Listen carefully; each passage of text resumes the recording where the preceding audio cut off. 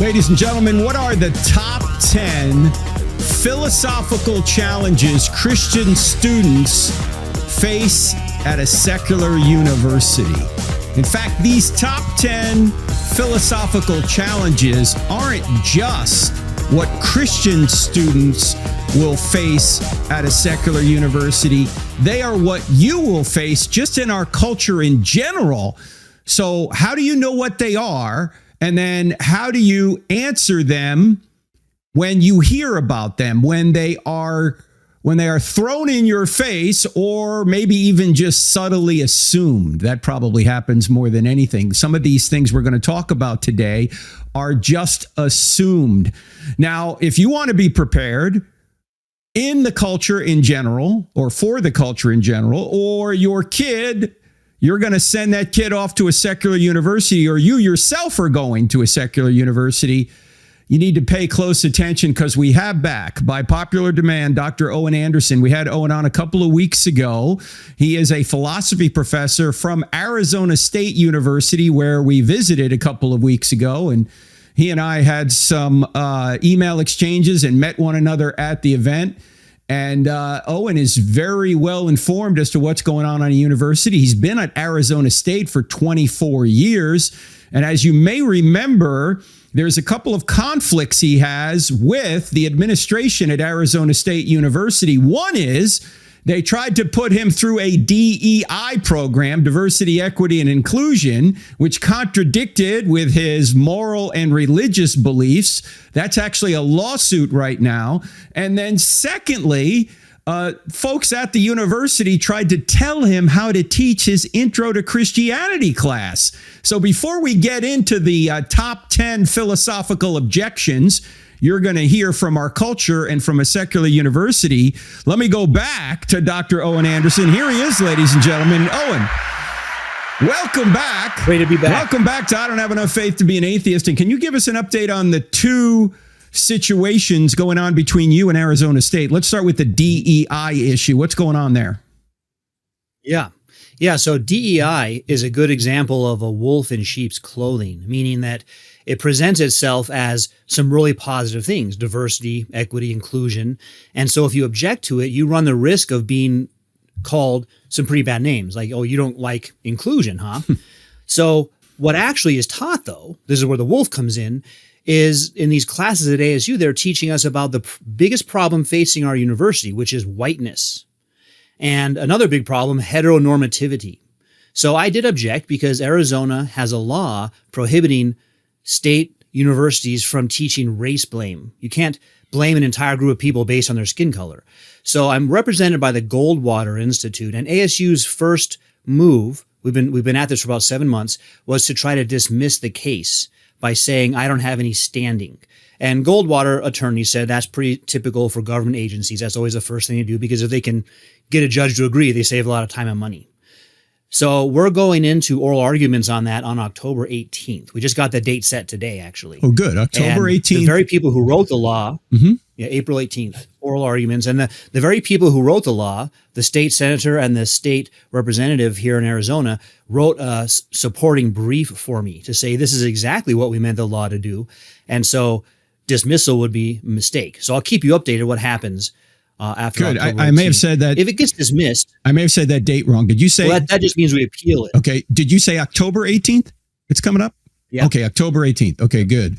So that's where we actually get to before a judge instead of just sending in briefs. Okay, good. Well, as you pointed out on the last program we did on this, and you just did a second ago, the folks that wrote the law pretty much are siding with you. So unless the judge is completely out to lunch, this case should go forward and you should win it. What about the other issue that's more internal with Arizona State?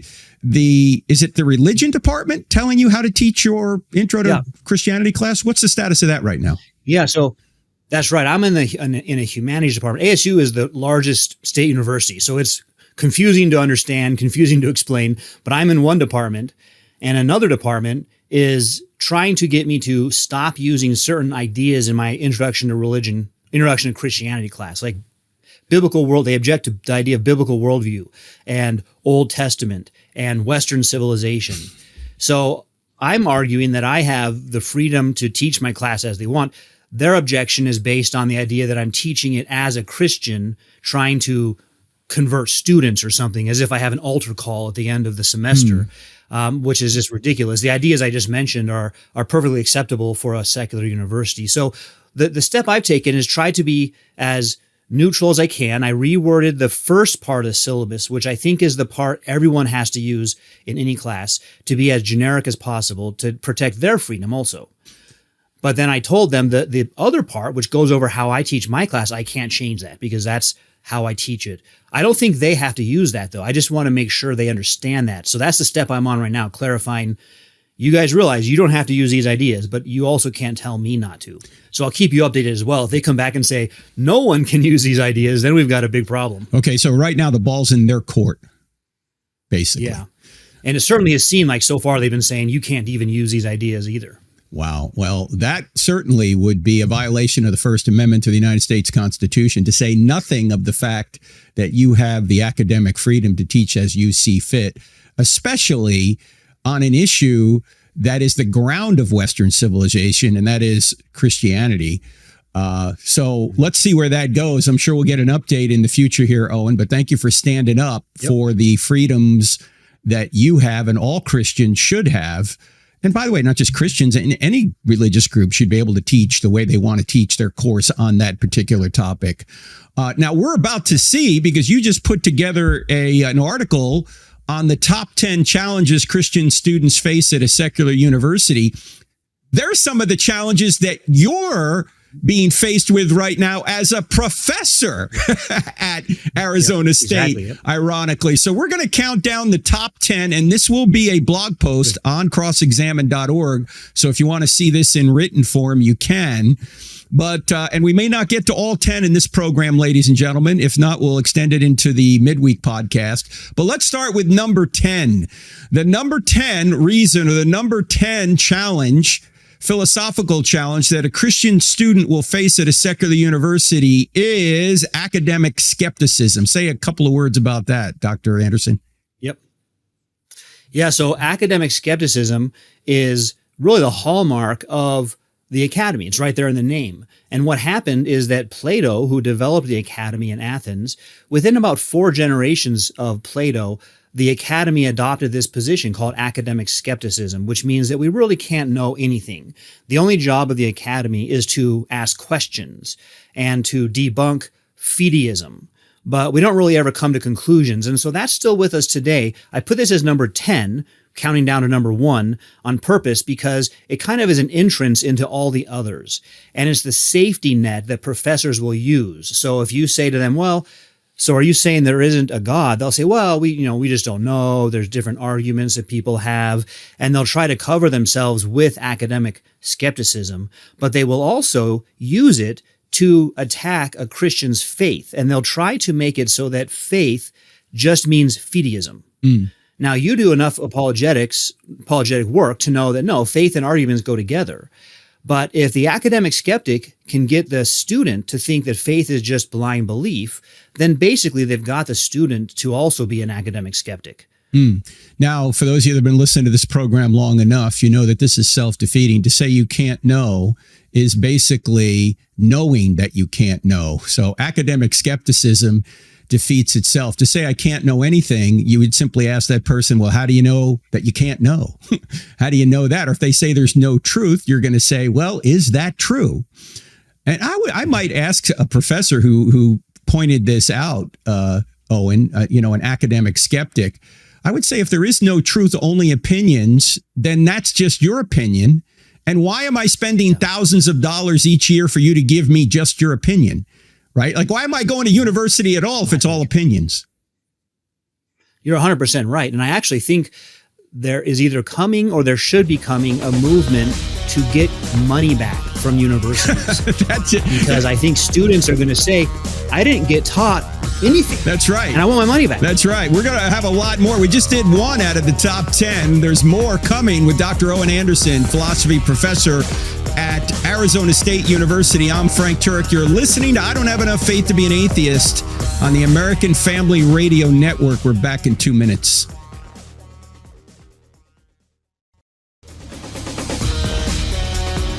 Welcome back to I Don't Have Enough Faith to Be an Atheist. I'm with Dr. Owen Anderson, all the way from Arizona State University. He has been on the program a couple of times earlier this month, so go back and listen to those podcasts, if you will, and radio programs. And if you're listening on the American Family Radio Network, don't forget that this is also a podcast called I Don't Have Enough Faith to Be an Atheist. We actually do 2 of these a week, so you won't hear the midweek podcast. You got to find I Don't Have Enough Faith to Be an Atheist wherever you find podcasts, and you can hear it.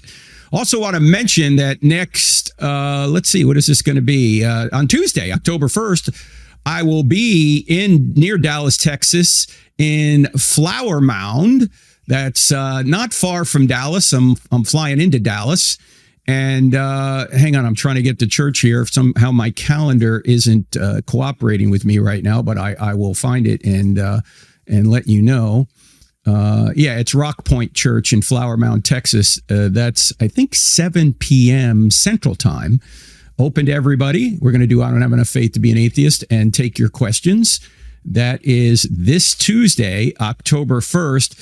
And then this following weekend, I'm going to be down in Melbourne, Florida, at Calvary Chapel, Melbourne. There is a very big apologetics conference down there. I'll also be speaking there on Sunday morning. That's Calvary Chapel, Melbourne. I'll be there, of course, with 𝗧𝗧𝗓𝗏 as well.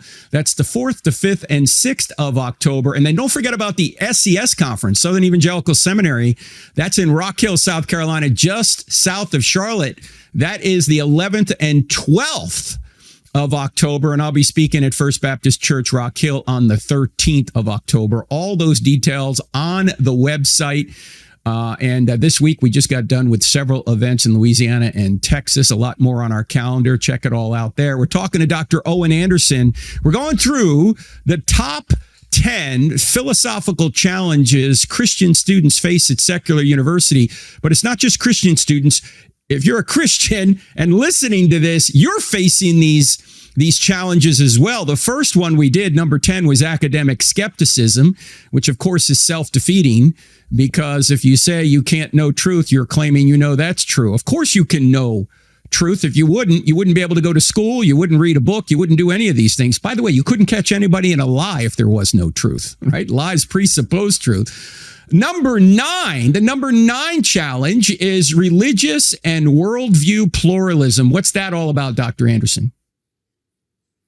Yeah, so this one builds on number 10, because if you can't know the answer to the most important questions that face us, like does God exist, how should we live, what happens after death, then all the answers that you get are equal. And so however any religion answers those questions is just an opinion, and every other religion is also an opinion. And so the only real problem is if some student begins to think that their religious answers are the correct ones. And so students are taught to be inclusive and tolerant, except for of anybody who has an exclusive truth claim. Those people you don't need to be tolerant to, because they're breaking the rules, so to speak, and they think that they know things when they don't. They only have an opinion. Isn't that something they know, though? Isn't pluralism a religious worldview that they think is absolutely true? Yeah, absolutely. I mean, the whole self-referential absurdity that you mentioned for skepticism is true here as well. But there's a kind of strategy I want everyone to see in these 10 points, which is to disarm the Christian student and to take away the point of the gospel. And so I kind of set them in the context of the very first temptation, because I think if we understand what the devil was doing there, we'll understand what is going on with these as well. The first thing that's said is, did God really say that? And so the first thing that the tempter does is gets us to doubt the truth of God. And so you enter university and they say, well, there really isn't truth with a capital T. And all religions basically teach the same thing. So what they've done there is they've said the same thing the tempter did. Did God really say this? I don't think so. Yeah, pluralism is the idea that all religions do lead to God. In fact, even the Pope seems to believe this now, tragically. I mean, yeah, he said something like that. Is the Pope Catholic? Actually, he's not right now. And even many Catholic apologists are going, this guy's just going too far. We just, what are you doing? When he said in Singapore, basically, that we're all children of God and all religions just lead to God and all this. It's just nonsense. And yet, when people say that pluralism's true, that all religions do lead to God, that there isn't one way, there isn't just the only way. Well, they're essentially saying that pluralism is the only way. And I would ask them, how do you know that? By the way, as you mentioned, Dr. Anderson. Well, no, and also, yeah, go ahead. What I like to point out is that it's their solution to a pluralistic society, because there's no doubt we live in a pluralistic society. But their solution is this relativism and skepticism. And I don't believe that's the only solution. I think actually that the United States was founded with the idea that we do indeed have diversity and of ideas, but we also have a framework for pursuing the truth together. And there are some foundational truths, like God created us, that all the rest of our system is built on. So I don't think pluralism or a pluralistic university requires this skepticism. No, yeah, you're right. When Jefferson said, we hold these truths to be self-evident, that all men were created and endowed by their creator with certain unalienable rights. Among these are life, liberty, and the pursuit of happiness. He was establishing the fact that our government is built on theism. Now, if you don't like theism, you can go to another country. But that's what this country is built on, theism. They did not have a religious test for the federal government. It's interesting, though, the state constitutions did. The states said, you had to be a member of a certain church, or you had to be a believer in Jesus Christ to serve in government. We didn't have that from the feds, but we had it from the states. In fact, many of the states had their own state churches in the early days of our country. But to say that all religions teach the same thing, or all religions lead to God, which is essentially what pluralism says. First of all, it's a truth claim itself. How do you know that? And when they say, Dr. Anderson, that all religions teach that we ought to love one another, they only disagree on, well, if you think about it, they disagree on the nature of God, the nature of man, sin, salvation, heaven, hell, and creation. Other than that, they're exactly the same. That's what I was about to say. I was about to say that when the word God is used here, it's completely ambiguous, because it's important for the Christian student to know that the God of creation, who's revealed in all creation, is the same one who spoke in the Bible, and no other religion teaches that. The other religions, like Hinduism, teach that all things are God and that you are God. Or Buddhism teaches that you don't even exist. Everything is just moment by moment, particular existences. And so Christianity is unique in its understanding, and the Bible is, in that sense, self-attesting. It's the only book that says this is from God. The other claimants to that are derivatives of the Bible. For example, Islam, which builds on the Old and New Testament, or Mormonism really doesn't, because Joseph Smith told us that God the Father also had a father, and that you one day can be God. So although it would say to be in that tradition, it isn't in that tradition. Yeah, and it could be that all religions are false. It can't be that all religions are true. That's quite obvious. But who's using logic when you're teaching at a secular university, unfortunately? Well, that's part of my training in DEI, is that logic is part of structural whiteness. And they used logic to say that, didn't they? I know. Self-referential absurdity. Ladies and gentlemen, I know I've said this previously on the podcast, but I can't emphasize this enough, that the law of non-contradiction is your best friend in defending the truth of Christianity. That self-referential false ideas, ideas that are self-defeating, like saying there is no truth. Is that true? There are no absolutes. Is that an absolute? Right? You ought not judge. Then why are you judging me for judging? Right? This process of turning a claim on itself, what we call in the book, I don't have enough faith to be an atheist, we call this the Roadrunner tactic, because it reminds us of Wile E. Coyote and Roadrunner. When Wile E. Coyote overshoots I'm dating myself now. I watched cartoons when I was, 60 years ago. When Wile E. Coyote overshoots the cliff and is hanging in midair, and then he realizes he has no ground to stand on, and he plummets to the valley floor in a heap. That's what you can do when you use the law of non-contradiction to point out that what people are saying defeats itself. So when they say there's no truth, is that true? When they say you can't know anything, how do you know that? Pluralism is the same thing. It may not be self-referentially false, but it is false when you analyze it, because all religions are not equal. All religions don't teach the same thing. Religions teach contradictory mutually contradictory claims, as Dr. Anderson just said. So they can't all be true. They can all be false, but they can't all be true. And so that's why we give evidence that Christianity is indeed true. By the way, it's even false. And incidentally, go ahead, Dr. Anderson. Yeah. Oh, sorry. If I could add something, and going back to my first sin theme, Eve was asked to believe a contradiction, that she could know good and evil the way God does. You'll know good and evil as God, but God knows it as the creator. He's the one who made things the way they are. He's the one who made human nature and therefore made what is good and evil. So she was being asked to believe a contradiction, and that's what sin really is, right? We put ourselves in the place of God. We act as if we are our own gods, which is a contradiction. Yeah, in fact, let me run something by you. This is something that my friend 𝗏𝗏 points out in her book, Faithfully Different. We cover this in the Unshaken Conference. By the way, next Unshaken Conference will be in Austin, Texas on November 16th. Myself, Lisa Childers, Natasha Crane. Go to unshakenconference.com for more. Here's what Natasha, Dr. Anderson, says in her book, and I think this is quite insightful. The book is Faithfully Different. She says the modern mind, the modern woke mind, the modern leftist mind, the modern academic mind makes decisions this way. First of all, happiness is the ultimate goal. Secondly, feelings are the ultimate guide. Thirdly, judgment is the ultimate sin, because look, if happiness is the goal and feelings are the guide, how can you judge me for my feelings?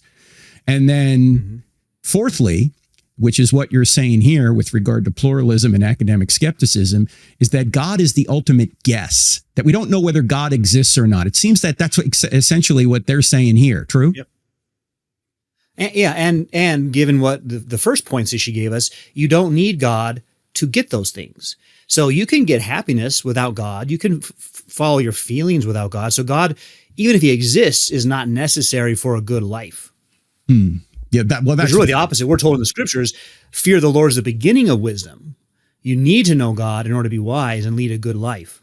Right. And if they have no standard, moral standard, or there's no purpose to life, then good is just their preference. It's not really good objectively.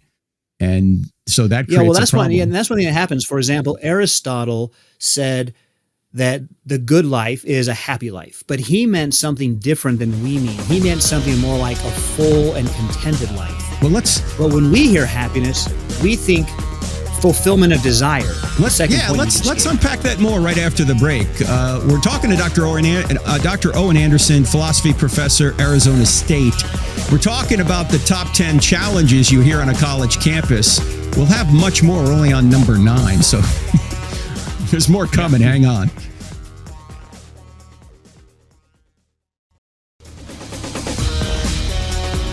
What are the top 10 challenges Christian students face at a secular university and you're facing in this secular culture?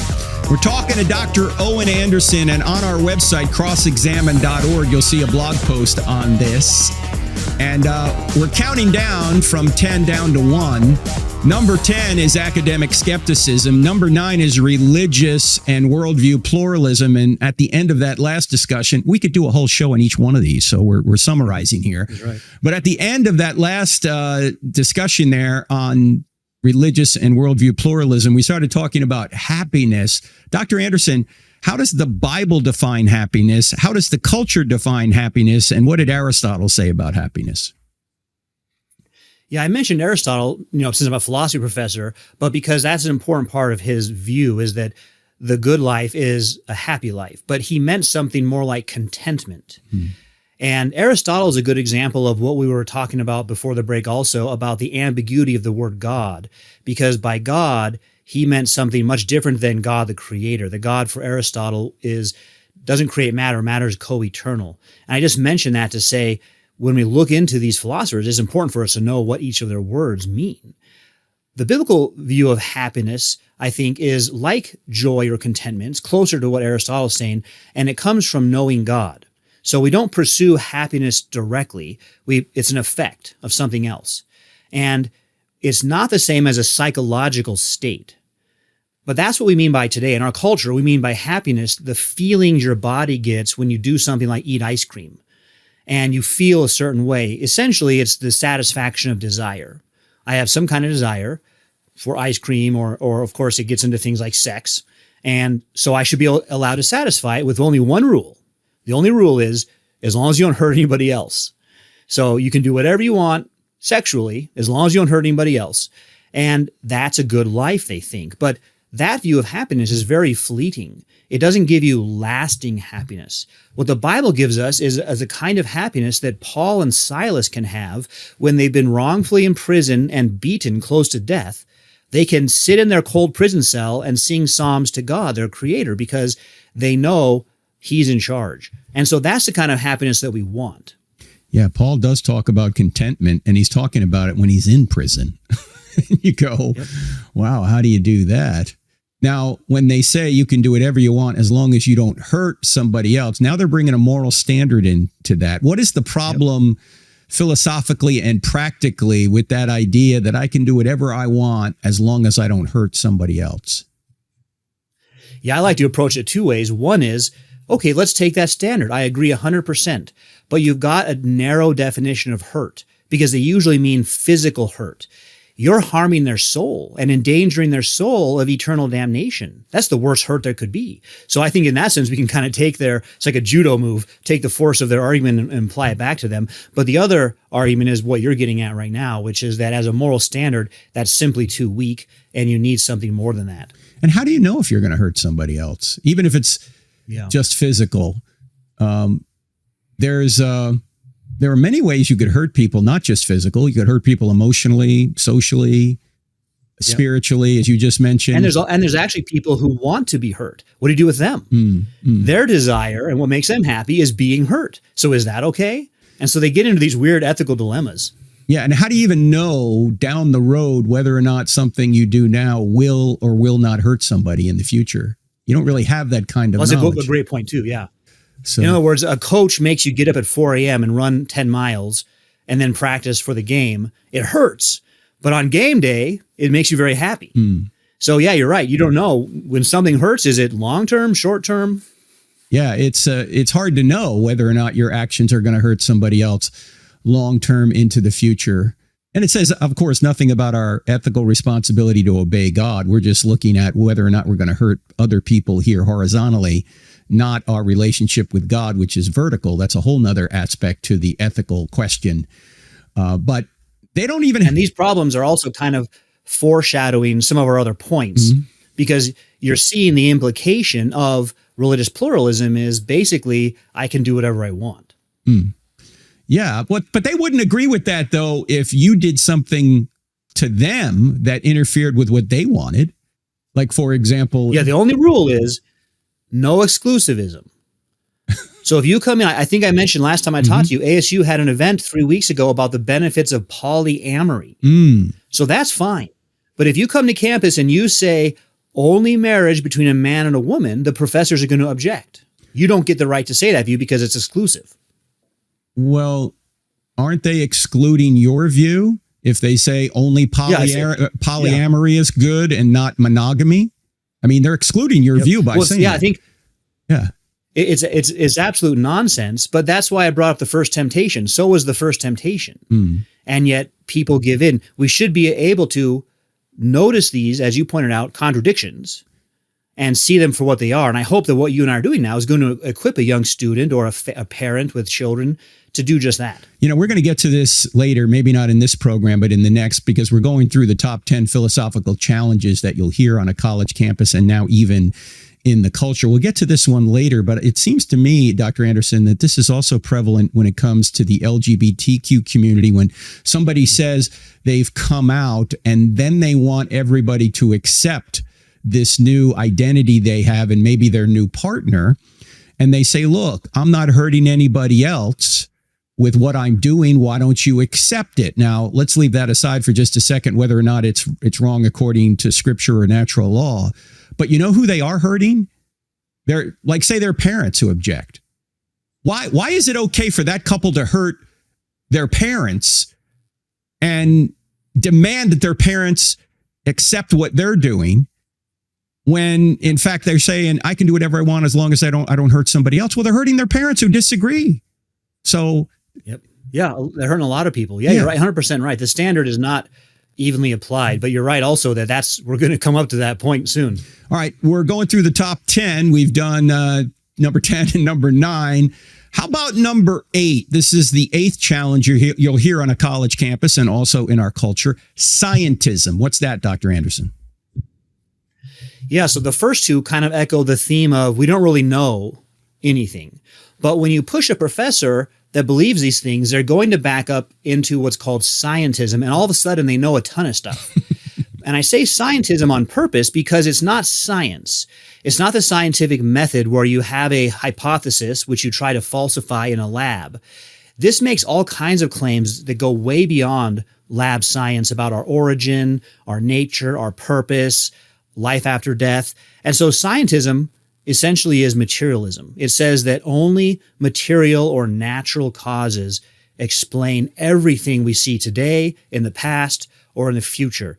Carl Sagan, who no one will remember probably, but they remember Neil deGrasse Tyson.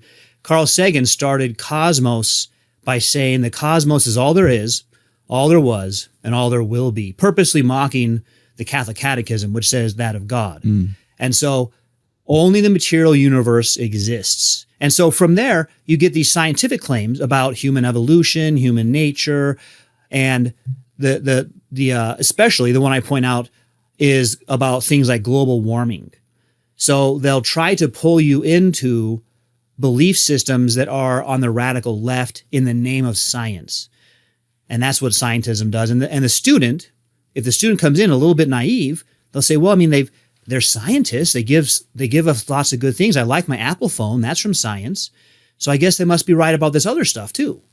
That's a confusion of empirical science and forensic science too. That just because we can technology and science. Just because we can make air conditioning in an Apple phone doesn't mean that with the same level of certainty we know where we came from. You know, one is a empirical thing that we can do over and over again in the lab. The other is a historical question.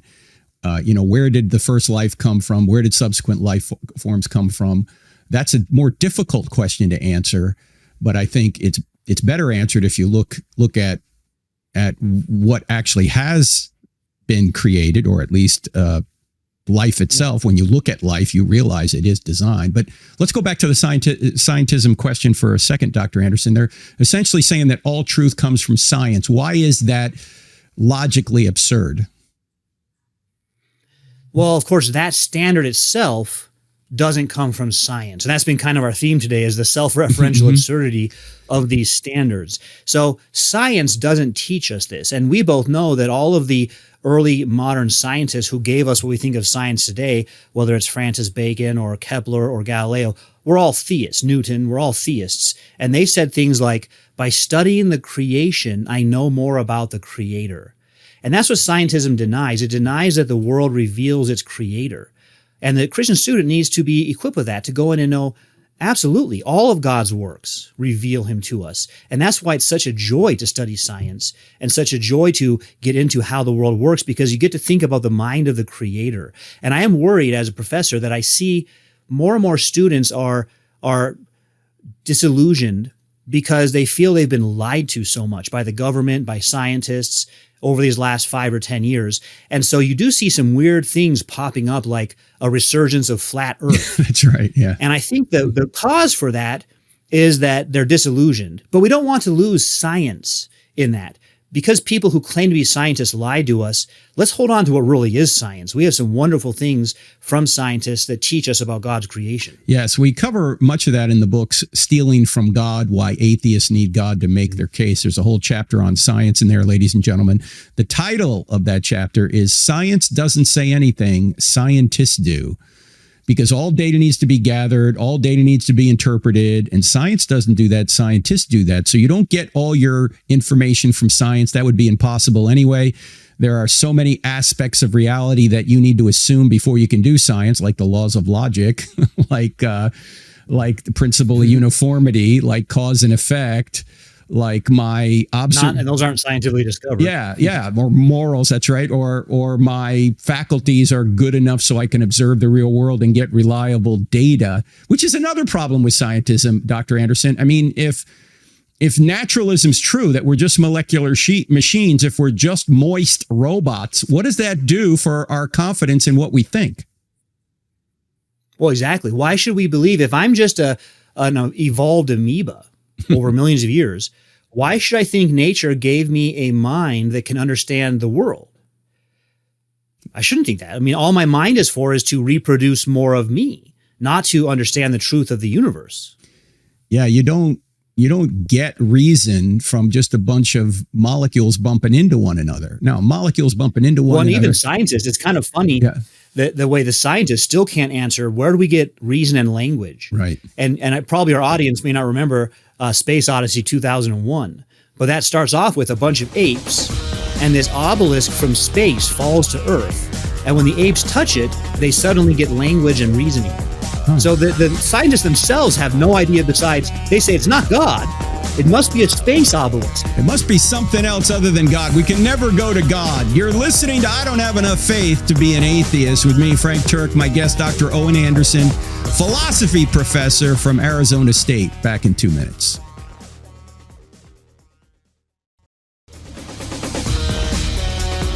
Ladies and gentlemen, there's only two major facts you need to show are true in order to show Christianity's true. Number one, does God exist? If the answer is yes, it's possible that Christianity's true. Number two, did Jesus rise from the dead? Only if God exists does a resurrection make sense. And Paul even says, if Jesus hasn't risen from the dead, your faith is in vain. The question is, did Jesus rise from the dead? What's the evidence? And what are the objections for the modern mind? Myself and Dr. Mike Licona are taking that question on in a brand new online course. It begins October 7th. You don't want to miss it. If you take the premium version, you'll be live with myself and Mike, Dr. Licona, for several Q&A Zoom sessions. And then on October 23rd, if God does exist, why does he allow evil, with Dr. Clay Jones? And that's one of the best books. He actually has a book on that. Why does God allow evil? And Dr. Jones, who's a cancer survivor, is going to give you some great insights on why God allows evil. That's October 23rd. That class starts. Go to crossexamine.org, click on online courses for either or both of these courses. Hope to see you there. I'm talking with my friend, Dr. Owen Anderson. He is a philosophy professor from Arizona State University. We're going through the top 10 philosophical challenges Christian students face at a secular university. It's also a blog post at crossexamine.org. We're going from 10 down. Number 10 was academic skepticism. Number 9, religious and worldview pluralism. Number 8, scientism. We just talked a little bit about that. And number 7 is pragmatism. What's that about, Dr. Anderson? Yeah, it's really the cornerstone of how universities present themselves today to high school students and the parents of high school students, which is that to be a successful person in our culture, you've got to get a college degree. And so in one way, our children and students are held captive to the secular universities because they're the most affordable, they're the most accessible. There's great private and Christian universities, but they tend to be more expensive and maybe you don't live near one. And so we're stuck with this story. Yeah, I guess I have to go to university because I want to get a good job, and the job I want requires a degree. And so this pragmatism says that whatever works is what's true. That's the standard for truth. Does it work? And so if someone says to you, hey, I think Jesus rose from the dead, they say, does that work? And you might say, well, I mean, I guess it makes my life meaningful. And they'll say, okay, so good for you. It works for you. That wouldn't work for me. I don't think that. And so I do something else. And so that becomes the whole standard, because although we started with academic skepticism, no human can live as an actual skeptic. They still have to make claims of what they believe. And so scientism at number 8 and now pragmatism is how they do that. Well, how do they get around the fact that lying works, that slavery works, that murder works, that censorship works, that power works? You can impose whatever you want on other people. It depends on what moral end. So how do they deal with that, Dr. Anderson? Well, that's precisely the problem we see right now with some of the college protesters and some of the things professors are teaching about revolution, is they would say, yeah, bloody revolution, that works to overthrow a white supremacist nation. So maybe we should do that. traditionally or historically, the pragmatists would say that they are rule utilitarians, which means that you pursue what works within certain rules, like the one we mentioned, don't hurt anybody. So they would say you can't just do anything you want. You got to work within these rules, but you're right to say, where do we get those from? What if your rules don't work for me? That's right. Well, what is their objective standard of morality? Wait, those that listen to this program are going, Frank, you're ringing the same bell over and over again. Yes, I am. Why? 'Cause this isn't hard, ladies and gentlemen. It's not hard to figure out the problem with these anti-Christian worldviews. They don't have a grounding for what they say is true. They have to steal it from God. They have to steal a moral standard from God, then distort it and try and impose it on you and say, you have to obey us, when they have no grounding in their own worldview. If there is no God, there is no objective moral standard. It's a free-for-all. It's just your opinion against Hitler's opinion. I mean, they're really... Well, and we're getting... Go ahead, Dr. Anderson. Really, with all of these, but especially we're getting into these now where the purveyors of these beliefs specifically have Christianity as their target. So you're never going to be told that up front. And students won't be told that perhaps ever in their 4-year degree. But John Dewey specifically wanted Christianity out of education. And he's one of the fathers of pragmatism. And so, of course, that's the same with scientism and its theory, materialistic theories. But as we keep going further, it's going to get more and more anti-Christian. That's how I've organized these. And it's good for the students to know that your teachers aren't neutral. They dislike, I would even use the word hate, Christianity. Well, when they say things like whatever works is true, or they imply that pragmatism's true, would they apply that to you as a student cheating on a test to get a better grade because it works? Would they say that's okay? Yeah, I think they'd give this kind of argument. They would say having rules makes it so more people can be happy than if we just have anarchy. So by having don't cheat rules, that guarantees more people get knowledge and they get good jobs than if we just do whatever you want. So that's the kind of rule utilitarianism I mentioned before. But you're good to push back on that and say, well, but why should I as an individual care about society? I just care about what makes me happy. Right. If I can get away with it and it's going to work for my life, like, for example, it worked for Stalin. He killed 20 million people or so, and then died comfortably on his deathbed, shaking his fist at God one last time at the age of 74. He got what he wanted most of his life in terms of power and in terms of what he wanted. He was protected. Why is he wrong? It worked for him. Yep. Yeah. You don't have, well, and that actually, at first, your question to all of us listening, that seems obvious. But what you see now at the universities is you no longer have heroes lifted up, where you would say this person was a hero who stood up for values. You couldn't lift up John Bunyan. No university student knows who John Bunyan is, except for if they learned it outside of their university. But they do lift up people who did exactly what you're saying. Che, you might have a t-shirt on with Che and Cuban Revolution, but he was also a Marxist murderer. And so a Marxist who murdered people who opposed him. So they hold up people who are actually vile and they're not heroes, because they no longer have these standards of virtue. Yeah, without virtue and without a standard beyond us to know what virtue is, ultimately we're going to be destroying ourselves and destroying one another. So it's just so obvious here. They have a piece of the truth, but they distort it, like you said earlier about, well, we need rules so we don't have anarchy. Well, that's kind of true, but they don't have a standard by which to say that anarchy is a bad thing. Not an external standard anyway. It's just their opinion. All right, let's do one more, Dr. Anderson, and we'll pick up the rest of them in the next program. Because this one really gets to the serpent in the garden. All right. Did God really say, causing us to doubt the word of God? Yeah, this is number 6. It's higher criticism. First of all, what is higher criticism? Yeah, so that's a word coming from the 1800s in German biblical scholarship, and it spread to England and the United States. And it's different than textual criticism. When you do textual criticism of the Bible, you compare different manuscripts we have to see if they're the same. And if maybe there's one letter different, you try to figure out, well, what happened? Where'd that come from? That's textual criticism. Higher criticism says, let's compare these as literary works. They're only man-made. They're not divine. We'll treat them the same way we would treat the Iliad. And so we'll try to figure out who wrote them. It wasn't the author, the Bible says, it was somebody else. And really, it was a collection of authors over time as these books were edited to fit the power structure of their day, mainly patriarchy. Well, some of that we Christians would agree on, that men did write it and it was written over time. And there was some editing that went on with later groups. But we can still say that even God guided the editing process. And of course, theories of inspiration vary.